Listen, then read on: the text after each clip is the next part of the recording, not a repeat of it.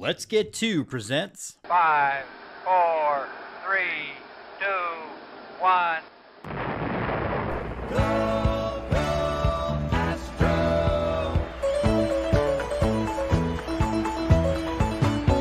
Here come the Astros, burning with desire.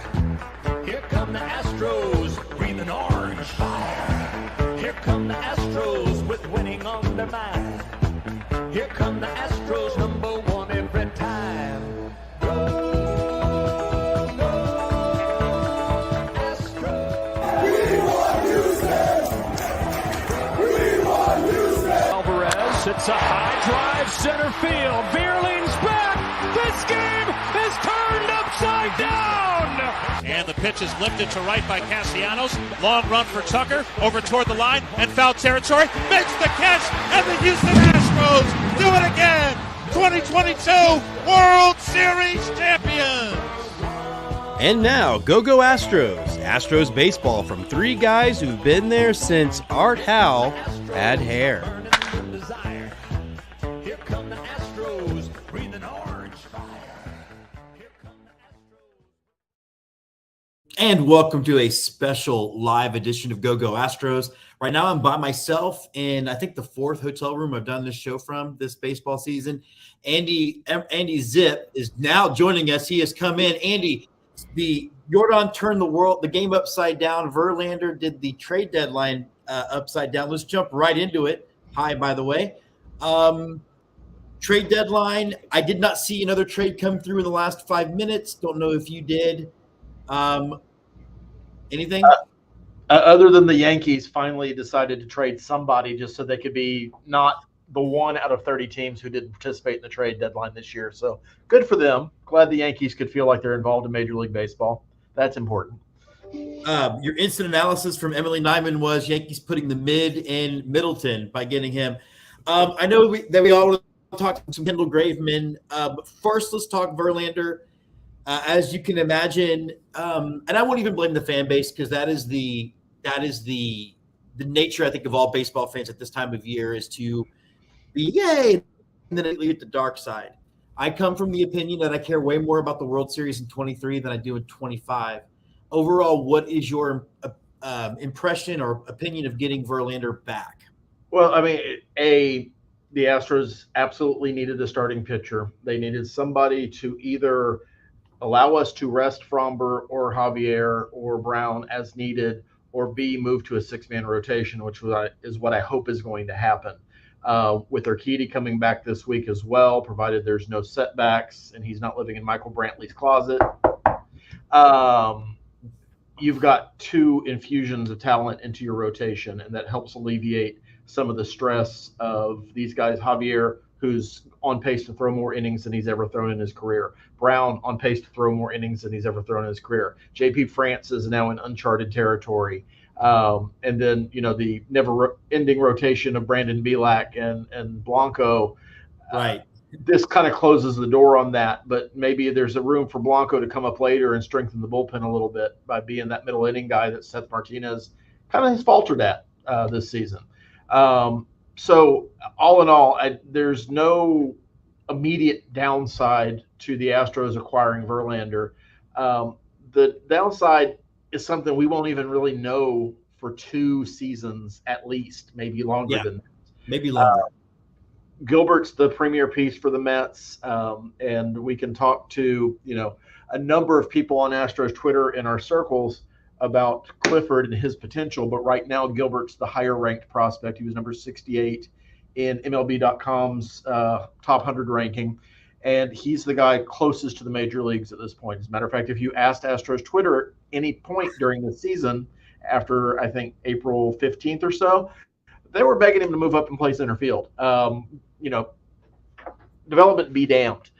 So he's going to get an opportunity with the Mets to play early, play a lot, not being blocked by established major leaguers really, and getting a shot. Clifford is kind of the bigger, I want to say red dog, but that's just a horrible joke that I know has been made.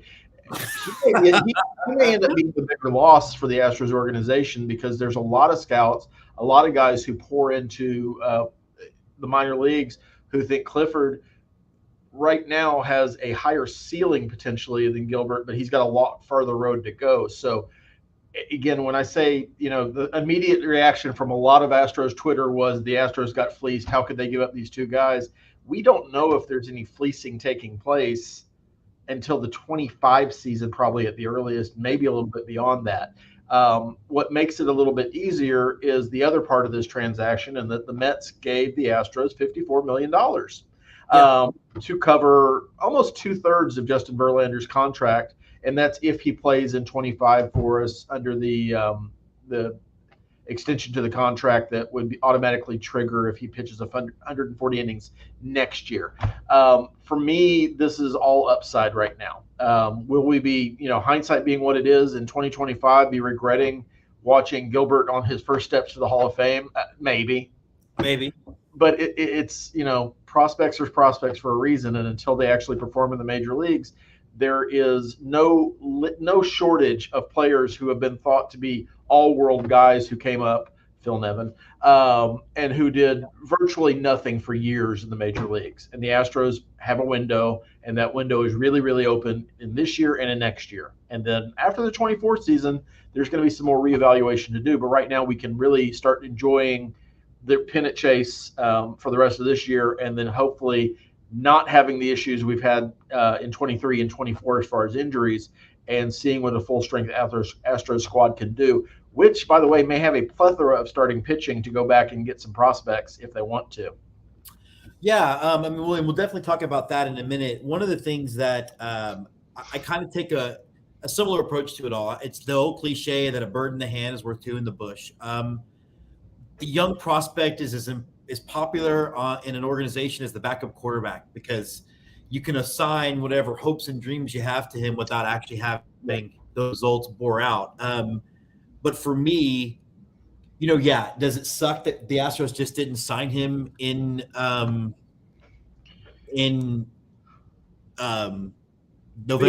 Maybe. Yeah. Maybe. But I think to your point, they actually ended up getting a pretty big discount on him with that money, and that money can be reinvested. No, I would agree with that. I think it's revisionist history a little bit, because the vast majority of Astros Twitter, the vast majority of the news media who cover the Astros were saying, congratulations, Justin, enjoy your $42 million in New York. Good luck to you. We have, at that point, Lance McCullers Jr., Framber Valdez, Christian Javier, Hunter Brown, Jose Urquidy, and then maybe a couple of other guys that we count on. There was still hope for Forrest Whitley at that point during the year. So there were a plethora, and I'm probably forgetting a couple guys, there were a plethora of starting pitcher options. So to say the Astros needed to go take another $40 million plus and invest it in Justin Verlander, I don't know that that's realistic in the way Jim Crane runs this team. Having said that, it's kind of worked out that way. It cost us some prospects. We will know in the next 2 years if that was a bad deal. But right now, it's a good deal for the Astros, because neither Gilbert nor Clifford were going to be helping Houston in 23. I will point out that for as much as people thought Drew Gilbert was untouchable, Lunau had two untouchable prospects while he was the GM, Kyle Tucker and Forrest Whitley. And that shows you exactly what the crapshoot is. 50% of the time they work out, 50% they don't. Barring injury, we know what Justin Verlander is. What is your concern level, though? Do you have any concern level at his age and his ability to sort of keep up with the grind? And second question, you pointed out earlier in the season that part of his struggles with the Mets did not know how to use him. Do you feel like the Astros are going to fall back in the same routine that they had last year? I think Justin Verlander will benefit from coming back to the Astros. The usage issue was more of, there's no reason for Justin Verlander at this point in his career to be throwing 120 pitches in a game. And I may have that number slightly off, but there was a game earlier where he did throw that many pitches. He's going to benefit by being part of a six-man rotation if that's the way they go, which I think everybody kind of anticipates for at least the next 2 months. That's what's going to happen. There's not the strain, because the goal for the Astros organization at this point is, we would like to win the division, but it's make the playoffs and be as healthy as you possibly can for the playoffs. That's the formula the Astros have been able to follow. They've had the luxury of leading the division by enough games where they could do that artificially before they moved to the 6-man last year. And then last year, is a little bit tighter race, not entirely because the Mariners talked a lot, still only won 90 games, and I believe we won the division by double digits, if I recall right. This year probably won't be the case. I think the Astros and the Rangers, who picked up another catcher, because I guess Jonah Heim's injury is worse than it may appear. They're going to be tough the rest of this year, and I think it's going to be neck and neck between those teams going down. So if the Astros make the playoffs, you've got a rested, ready rotation, and you've got a bullpen who's going to benefit from the pickup of Kendall Graveman, and whoever gets put in that bullpen from the rotation for the playoffs, and then just hopefully some continued health in the lineup. This is a very, very, very difficult team to beat in a 7-game series. And that's what the Astros are shooting towards. Division titles are nice. That ALCS, that pennant, and that World Series are the goals for these teams. We're going to get to Graveman here in just a second because I found the Astros fandom reaction to him being traded to be rather lukewarm, which I don't quite get. But the Rangers, you talked about the Rangers. I still think the Astros win that division by 3 games. That's what I've had at the beginning of June. They got Scherzer. Who got the better deal, or who got the better performer, Scherzer or Verlander in their 2023 versions? That's hard to say as an Astros fan because Max Scherzer has a history of shutting us down. Besides that one time where Jordan took him deep in the playoffs in the World Series. But if you look at his performance against virtually everybody else in Major League Baseball this year, he hasn't been great. Hasn't been bad by any means, but he looks like a 39-year-old pitcher. Some days he's better than others. He's still striking out a lot of guys, but he's still carrying around a 4 ERA that I don't know gets appreciably better going to the Rangers, because I don't know defensively if they're much better than the Mets as currently constructed. It's kind of 6 to 1, half a dozen of another. The Astros have at least one more and probably 2 more seasons of Justin Verlander if he stays healthy. If not, if he doesn't stay healthy, it's a 1-year experiment. Verlander is not striking out guys at the rate he has in the past. Matter of fact, I think this is his 2nd lowest strikeout rates, if I read correctly, in his career. But he's still outside of the first month or so where he was struggling a little bit with an injury. He's pitched really, really well. He's just pitching differently than he did in Minute Maid. And that may also be a function of just Shea playing differently than Minute Maid. Yeah, you said Shea. I know, Citi Field, excuse me.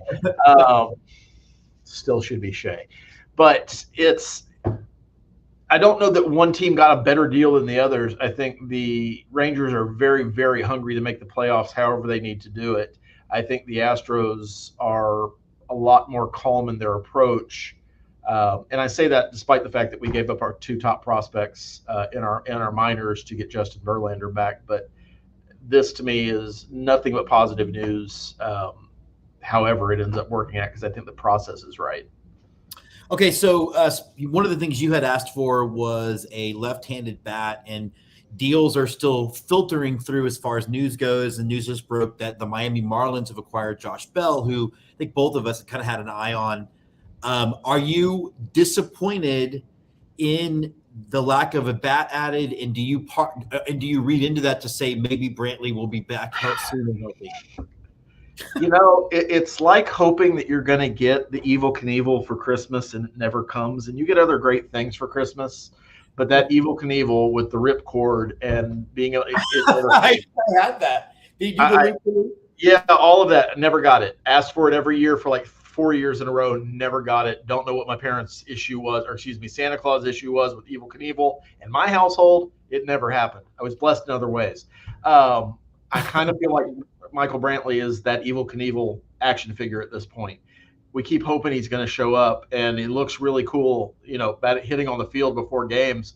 But we've been waiting on this now for over a year, and I just don't know that he's coming back.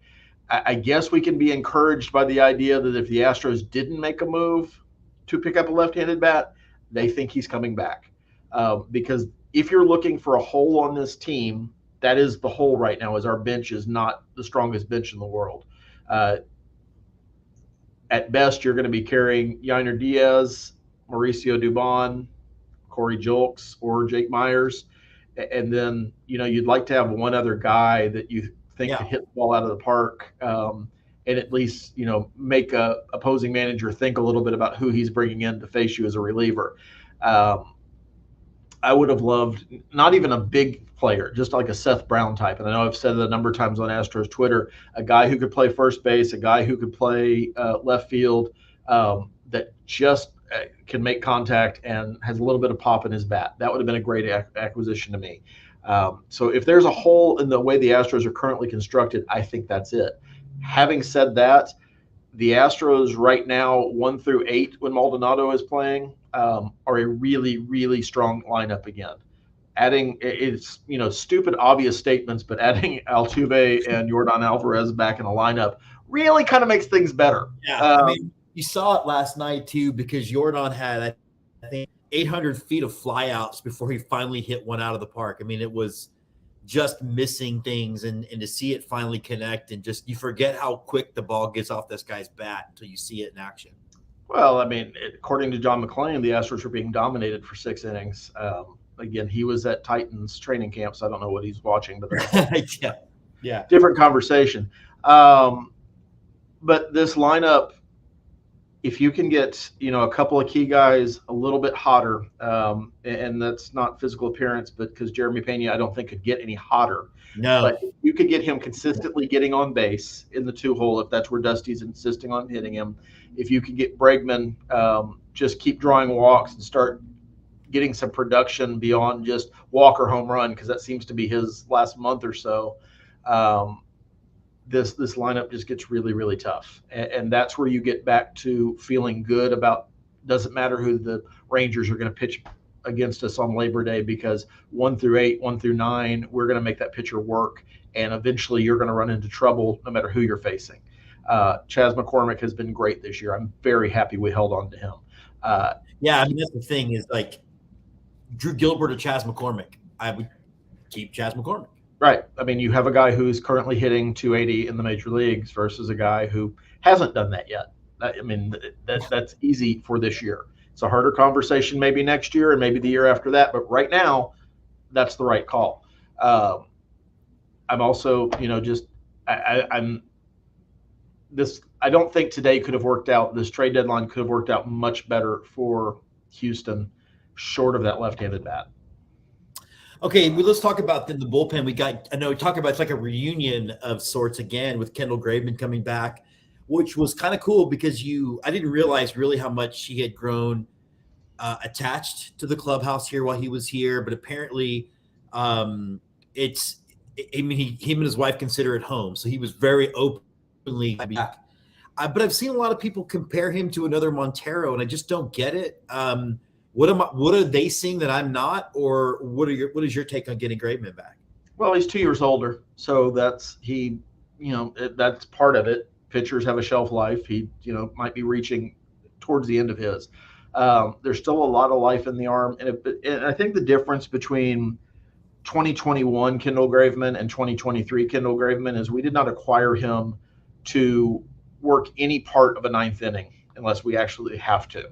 He's going to be a 7th inning guy. And as a 7th inning guy, he is better than 4 of the guys we were carrying in the bullpen before he arrived. He lengthens the bullpen. He gives you options when you don't want to go to Neris, when you don't want to go to Abreu, when you don't want to go to Stanek, among other guys. I'm not going to mention, a couple of them. It's again, he's not the pitcher he was 2 years ago, but he can still be effective in the right matchups. And I think, as we've learned last year, the key to making Dusty a good manager for pitchers is to give him a bunch of good pitchers to choose from. Right. When you start giving him, that 1 or 2 bad pitchers in a mix with 6 others, he usually finds that bad one more often than you would like. Dusty's defense that they've all had moments where they've been the bad pitcher. It's really been a really weird short run here in the last couple of weeks of what the bullpen has looked like. Yeah, but I think that's also a little bit of your pitchers haven't gone as long. Your starting pitchers haven't gone as long, so the bullpen's been used more. Your top 4 leverage guys have pitched in a larger percentage of games than I think most other teams have had to deal with. And that's not even an injury issue. It's some of it's regression, but some of it just is you've had to use them a lot, and so they get tired. Graveman's another guy, and it's one of the things I look for when I'm looking at building a bullpen. You can say what you want about Rafael Montero, but Montero, Stanek, Graveman, Presley, Abreu have all earned saves in Major League games and earned multiple saves in Major League games. As a matter of fact, Abreu is the only one of those guys who hasn't been a closer somewhere for some period of time. That's great because that gives Dusty the ability, if he needs to, in a playoff series, to pitch Ryan Presley against the heart of an order in the 8th inning versus the 9th to close down a win when it's a high leverage situation and not get married to those roles. And you saw that a little bit, I think, in the playoffs the last couple of years where it's, I need my best guy in this situation versus holding him to the 9th and hoping there's a situation to save. Graveman just extends Dusty's ability to do that. So I think it's positive.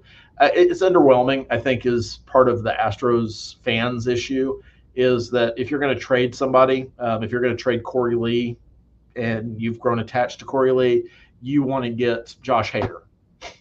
Sure. And Josh Hader wasn't available for Corey Lee. That's just Kendall Graveman is what you're going to get for Corey Lee these days. Corey Lee probably was better held in higher regard by our fan base than he was by the Astros organization at the end of the day. Well, I think that's clear because Yonny Diaz, like, there's your answer, I guess. I mean, at the very least, Corey Lee was viewed as a luxury. And I think, I don't want to give certain people on Twitter and social media credit, but I think if the Astros knew that they were going to try to get Justin Verlander and decided to deal Corey Lee anyway for a reliever, they knew he wasn't going to make the difference in a bigger deal with the Mets or anybody else for that stature of player. So that also kind of tells you what baseball feels about Corey Lee a little bit. Now, he may do really well in the White Sox organization and surprise us all, but again, that's a next year problem and maybe a couple of years down the road problem. A couple of things that want to get our shot on the whole thing before we wrap things up. And like I said, we'll be back tomorrow morning with Brian. He's at a concert tonight, but I'm really glad we had something fun to talk about because, again, getting Verlander back. But there were some surprising things. Most surprising thing was Eduardo Rodriguez using his no-trade ability to not go to the Dodgers. Now, I was under the impression, being in the indie film business, that everyone wants to live in L.A. What do you make of that? It does seem like on the surface, look, it's a good organization. They're always competing. It seemed like a shocking decision to make, to stay in Detroit. I mean, it would be pure speculation. I don't follow the Dodgers and their inner workings clearly as much as I follow the Astros, but he may have an affinity for the Tigers. He may not have liked the situation the Dodgers were potentially going to use him in.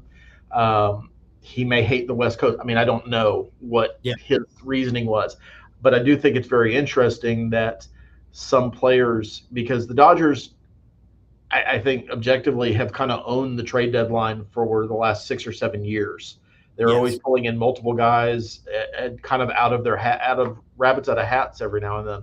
And I wonder if some of those guys that they're trading off to other teams haven't panned out quite as much as teams were expecting when they acquired Dodgers prospects. And, it makes people a little bit skeptical about, that whole organization and, what they're doing with their players. Having said that, they are fantastic at developing their own players, the ones that they keep. They are fantastic at getting Rookie of the Year nominees and winners. And they have put a consistent winner on the field for over a decade now. But I do think it's interesting. For the Tigers, it's great news. They get to keep Eduardo Rodriguez, get the option to try to sign him to a longer-term deal. And if not, they're going to get a compensatory pick for losing him to free agency. So there's very little downside other than they don't exactly get to pick who they want to get in exchange for him. Yeah. Speaking of trades then, today is August 1st. It is Jordan Day. Talk to me about some of your favorite trades in Astros history, because it is, again, I guess going in, the biggest fleece the Astros ever pulled off was supposedly Bagwell. Is Jordan bigger than that? I mean, where do you see the Jordan trade in comparison to some of the other big ones the Astros have made? Randy Johnson, getting him and such. So I will get on the ire of Astros fans. I'm always going to lean towards Jeff Bagwell until Yordan Alvarez makes the Hall of Fame. It's a very interesting conversation that's going on lately, and it's more towards Altuve versus Biggio, but we tend to value people who win championships. There's nothing wrong with that mindset, but that's kind of where we go. But until Jose Altuve is in the Hall of Fame, Biggio is going to be the better second baseman to me. That could change. Altuve could surpass him, and maybe has in a lot of people's eyes. Bagwell, Jordan is kind of the same conversation. Bagwell, and honestly, it's kind of funny because very similarly, Jordan early in his career has had trouble staying on the field a little bit, where he hasn't played full courses of seasons. If you remember Bagwell's first few years, he broke his hand every year. Because he was crowding the plate, and they invented that stupid hand pad for him. Because it was like 3 years in a row that he had a broken hand, and it's like literally. Between he and Biggio, they were ready for jousting, is how they looked. I mean, it was But to me, the bigger fleece. Bagwell was a well thought of prospect. He was not expected to have the power that he had, but he was a guy who was very well regarded in baseball circles at the time. He was blocked by Scott Cooper and Wade Boggs in the organization. It was the Red Sox dealing from a surplus, trying to get a reliever to get them to the World Series. Great. Worked for both parties. Red Sox fans don't believe that. Jordan was a fleecing because the Astros had no desire or hopes or dreams that Josh Fields was ever going to be a competent major leaguer after watching him for a little bit. The Dodgers hadn't figured that out yet. And so this was Lunel going deep into the Dodgers organization and go, kind of like Moneyball. Give me Alvarez. You don't even know who Alvarez is. Go ahead and send him over. And it's very likely that Alvarez, with a little bit of luck and a lot of time, is going to be one of the Mount Rushmore guys for the Houston Astros. If you want to look at just playoff experience and playoff performance, he's already there for a lot of fans. So we're still at a very exciting time, and it kind of leads to the conversation about the window closing, and that's why we're making these deals. We lose 4 guys potentially after next year. That's a couple of them are big. We're talking Altuve, we're talking Bregman. I have a feeling the Astros will do everything they can to sign both of those guys, but certainly at least one of them. And you also lose Stanek and Neris, I think, and might be making that up. After 25, there's a few more out there, Tucker being one of those that can opt into free agency. So the Astros have a window for 23. They have a window for 24, and then they've got some work to do. Again, the money that the Mets gave make that a whole lot better possibility of keeping that window open, provided they turn around and do something to extend Kyle Tucker, get him a little bit past 25 if they're not going to do a full deal. I think that's a tall order because he is going to be a premier free agent if he elects to go that route. Or, like I mentioned earlier, if they do have a surplus of starting pitching next year and everybody's healthy and performing well, you could potentially restock some of your higher levels of the minor leagues by dealing off a Luis Garcia or Jose Urquidy or someone along those lines, because the way the playoffs are formatted now, I think you're going to continue to see years of everybody thinking they're a buyer, which means the seller market is going to get really, really hot like it did this year. And you're going to see deals with like your number 1 and number 4 prospect going for a 40-year-old starting pitcher. You're completely correct about that. And I do think, and I think we've talked about it on the show, and obviously we will continue, but I do have a feeling Bregman and Altuve are going to be Astros for life, and I think you'll see them sign team-friendly deals to do that. I think, and for right now, though, I think Biggio is the better second baseman because I think defensively he's the baseman, period. And, again, 3,000 hits. Well, I mean, it's the easy conversation for me. Ted Williams isn't as good as another right fielder who won a World Series. That doesn't feel right. Right. I mean, realistically, if you use that criteria, Ted Williams is not as good as Josh Reddick. Right. And it's funny to me too. And again, it's like the difference in sports, because I think in football, you can make that argument. If you don't, like, Tony Romo's not as good as Troy Aikman, even though he had better numbers because the game was different. You couldn't actually hit people when Tony Romo played. But the point is that I don't think baseball, you should judge it as a championship or bust thing, because the nature of the game is harder. And so few guys make the playoffs in their career. I mean, it's just there's so few players in Major League Baseball history. And I mean, I think I read the other day there's been fewer than 24,000 Major League Baseball players in the history of baseball. You could not even fill up a stadium with all of the Major League players. Wow, that's so ever. crazy. So and only a small percentage of those guys make the playoffs, much less win a series, much less get to a World Series. So certainly credit those guys, but the 162 or 154, depending on the era you played in, that's a lot more about who you were as a player. Yeah, and the other interesting thing today is Anthony Martino actually referred to the Astros as 2-time World Series champions. So I don't know. I guess the book didn't sell. Yeah, he either needed to get more copies of the book sold, or he had a momentary seizure online, which prayers to him. All right, well, I'm going to go. I'm going to scamper off to watch game 2 of Astros and Guardians, and then the three of us will be back tomorrow before Andy and I watch game 3 of Astros and Guardians. So I guess, Andy, real quick, The Athletic gave pretty much every sports writer in The Athletic gave the Astros an A for their trade deadline performance. Would you give them the same? Yeah, maybe an A- because I really would have liked to see a left-handed bat get acquired. But again, if miracle of miracles happens and Michael Brantley is somehow playing in September real baseball in Minute Maid Park, then maybe the Astros knew some things we didn't, and it worked out the way it is. Because I don't know if there were many acquisitions you could have made that would be as good as a healthy Michael Brantley. Yeah, completely correct. I mean, Josh Bell may be one of them, but you're right. Yeah. Right. So, again, we're back tomorrow with the Go Astros. Then on Thursday, we're going to have our first edition of Let's Get To Live, where we're going to be visiting with Emily Nyman, Scott McIntyre, and Ed Rivera to talk about the trade deadline as a whole and whether the Yankees were buyers and sellers and 2 surprising sellers. And then on Friday, we're going to be back with Let's Get To. We're visiting with the Vermont Mountaineers, talk a little bit about their team, but also about how their team has impacted Montpelier, Vermont, which went through some devastating flooding, something we Astros fans know all about. Andy, till tomorrow, go Stros. Go Stros.